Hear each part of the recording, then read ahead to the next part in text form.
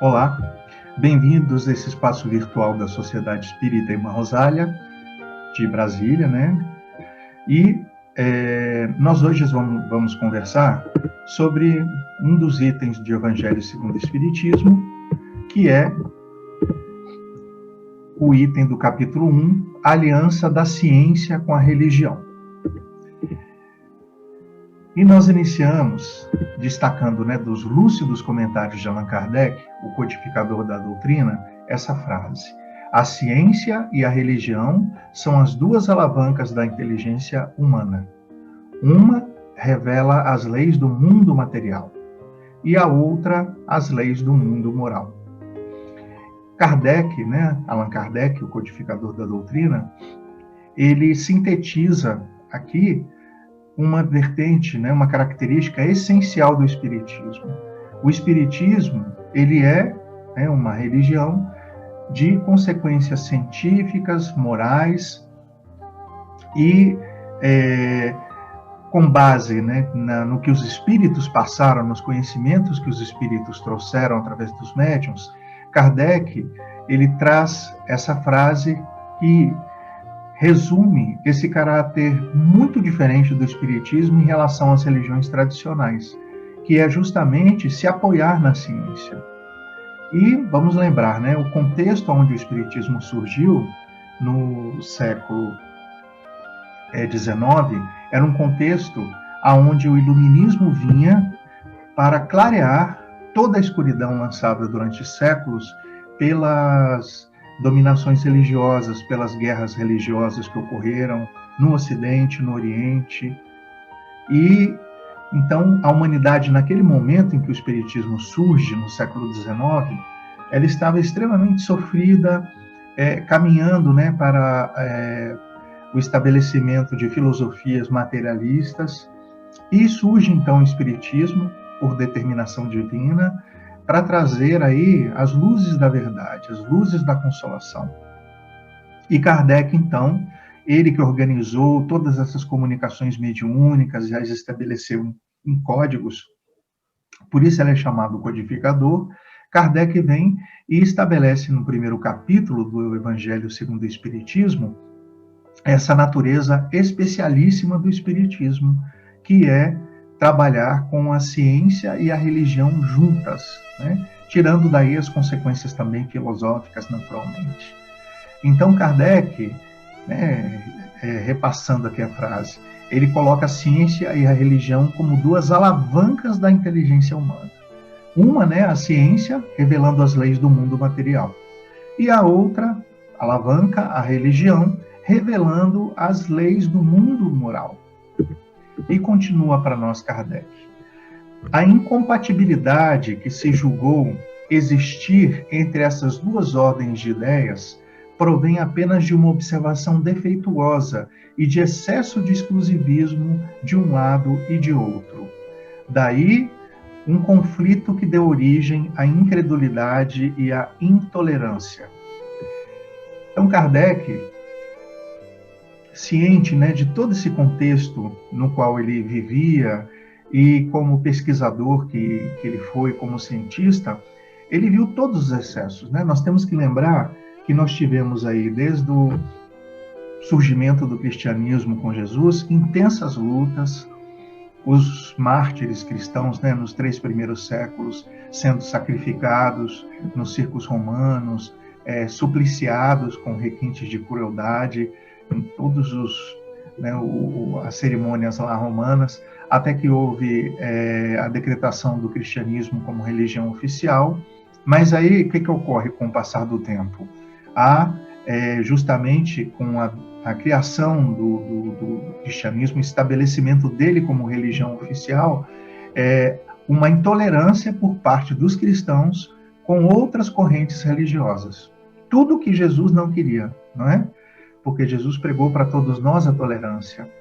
E, a partir dali, nós vamos viver 1000 anos de dominação católica no Ocidente, com guerras religiosas dos católicos, depois com os protestantes que vão surgir séculos mais tarde, o catolicismo fazendo as cruzadas, invadindo ali o Oriente, usando como motivo para isso a proteção dos lugares santos, embora nós saibamos que havia todo um interesse comercial de expansão, né, das mercadorias da Europa. Ou seja, Kardec ele viu e tinha ciência todo desse contexto de dor, de sofrimento que as religiões trouxeram, e também da questão de a ciência ter sido, durante esses muitos séculos, tratada como uma inimiga do povo. Né? Nós sabemos que a ciência ela foi, durante muitos séculos, até justamente o século XIX, ela foi considerada inimiga do povo. E as práticas científicas eram vistas com muitos maus olhos. Nós temos casos, inclusive, de cientistas que foram perseguidos, não é? pela Inquisição. E Kardec também, né, no contexto onde ele cresceu, ele sofria, né, e vivenciou isso enquanto criança, enquanto adolescente, todas as perseguições que ocorreram na Revolução Francesa, onde justamente, ao lado de todos os embates políticos, nós tivemos naquele momento ali na França o racionalismo surgindo e uma negativa, né, pela população de aceitação, como vinha até então, do domínio da religião. A religião então é expurgada, inclusive os religiosos são perseguidos na França. Então Kardec ele cresceu tendo plena ciência, né, e vivência mesmo desses embates, e ele, codificando o Espiritismo, ele mostra para nós que, de acordo com a revelação dos Espíritos, o Espiritismo surgia com algo inédito e muito importante, que é justamente acabar com essa briga, essa batalha sem fim, como mostra aqui a figura, né, da fé com a razão. O Espiritismo vinha, então, conciliar fé e razão, conciliar ciência e religião, e buscando eliminar, nesse contexto, a incredulidade e a intolerância através da ciência.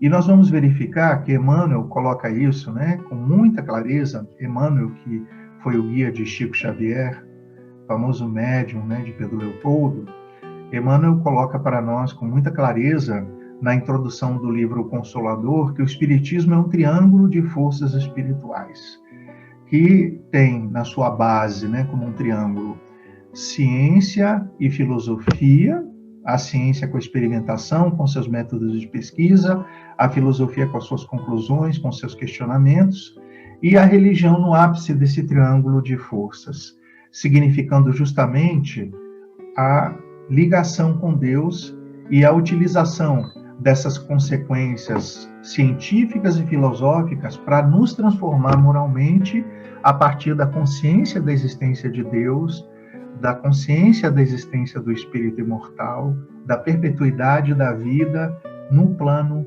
espiritual.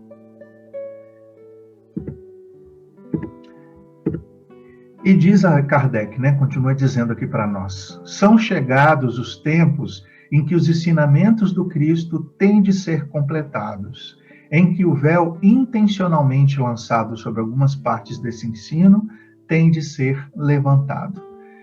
Jesus disse que ele não nos deixaria órfãos, está nos evangelhos, que ele mandaria o Consolador, que diria coisas que ele não pôde dizer à época em que ele esteve aqui conosco.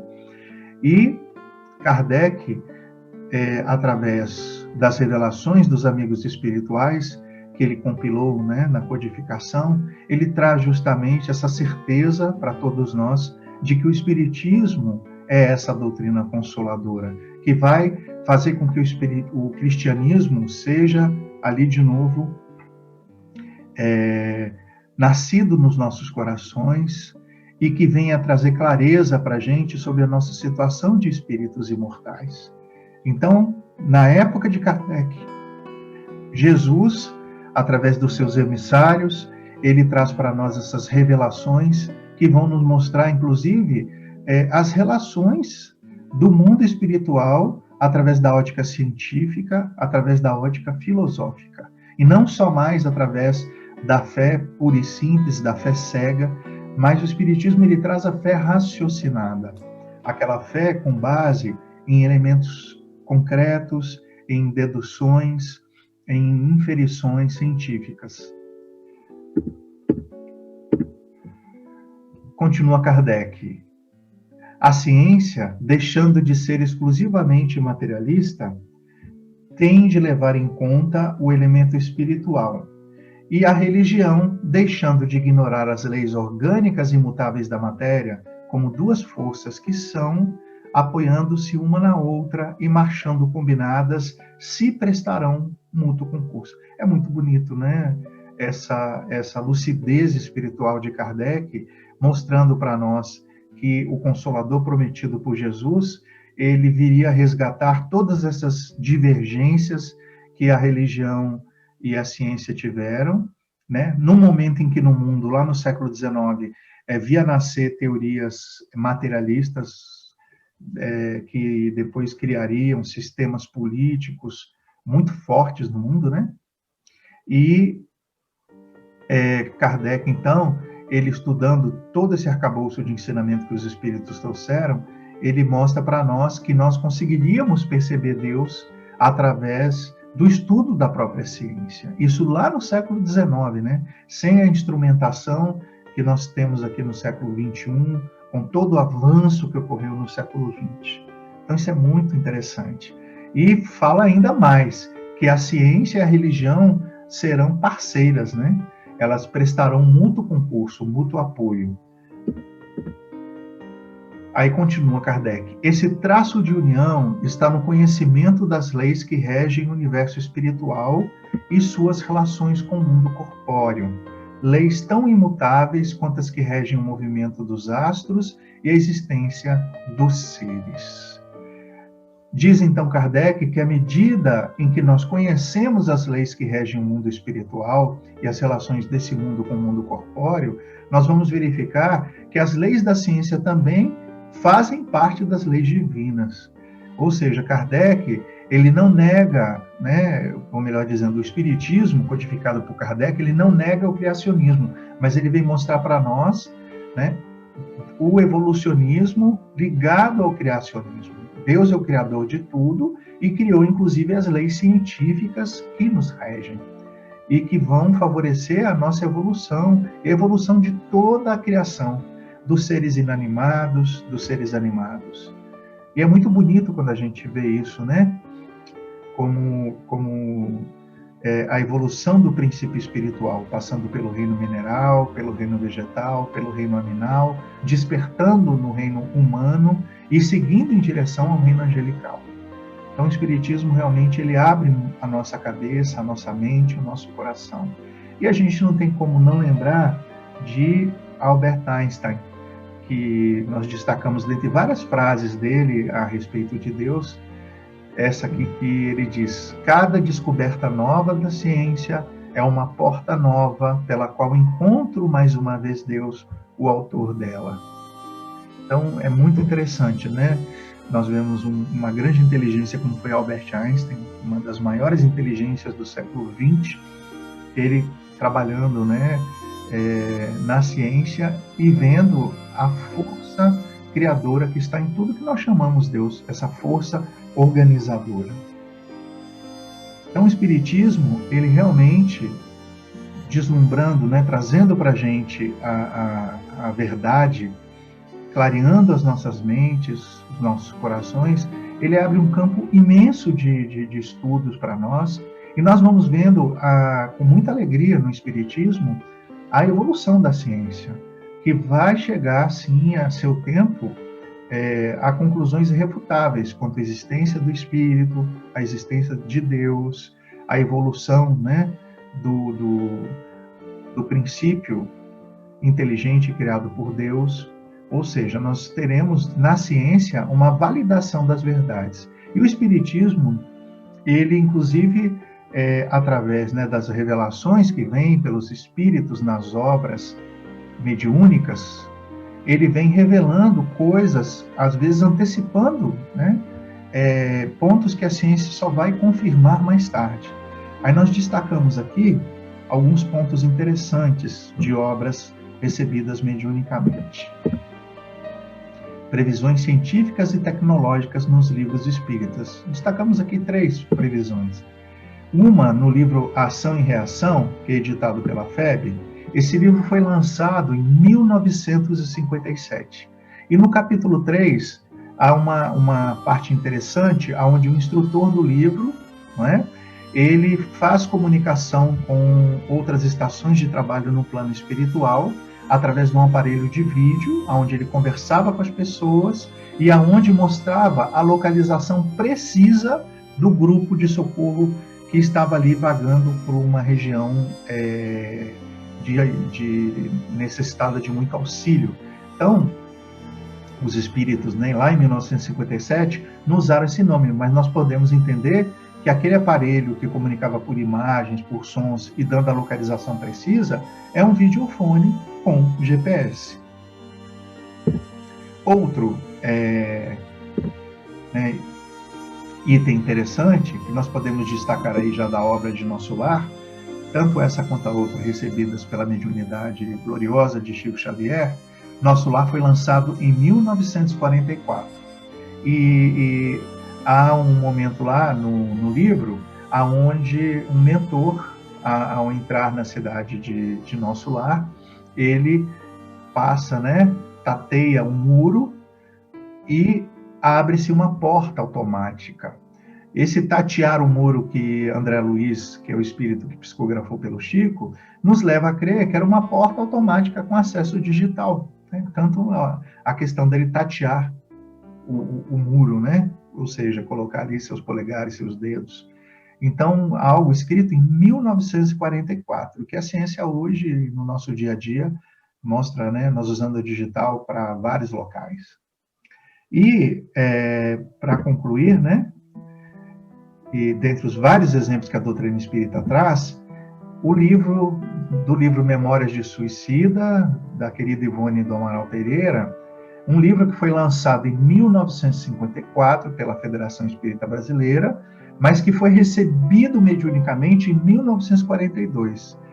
Olha como nesse livro é descrito o CD, o compact disc que a gente usou durante muito tempo aí para gravar imagens e sons. Olha como é que foi descrito isso no livro, num contexto onde os espíritos suicidas que eram recebidos no Lar Maria de Nazaré, eles usavam, eram analisados, passavam ali por aquela anamnese médica, onde os médicos iam levantando a situação de cada suicida, e olha o que está escrito no livro. Isso aqui é um trecho do livro. As respostas dos pacientes seriam antes gravadas em discos singulares, espécie de álbuns animados de cenas e movimentos, graças ao concurso de aparelhos magnéticos especiais. Que não é isso, gente, senão as gravadoras de CD e o aparelho de CD que grava sons e imagens, Então, muito interessante a espiritualidade antecipar nas obras mediúnicas vários recursos tecnológicos, descobertas científicas que a ciência vem estudando. Então, nós convidamos todos para lerem nas obras espíritas e entenderem o grande papel reservado ao espiritismo, que é de apoio à ciência e de seguir a ciência, inclusive em suas evoluções. Que Deus nos ampare, que nós possamos continuar juntos. Graças a Deus.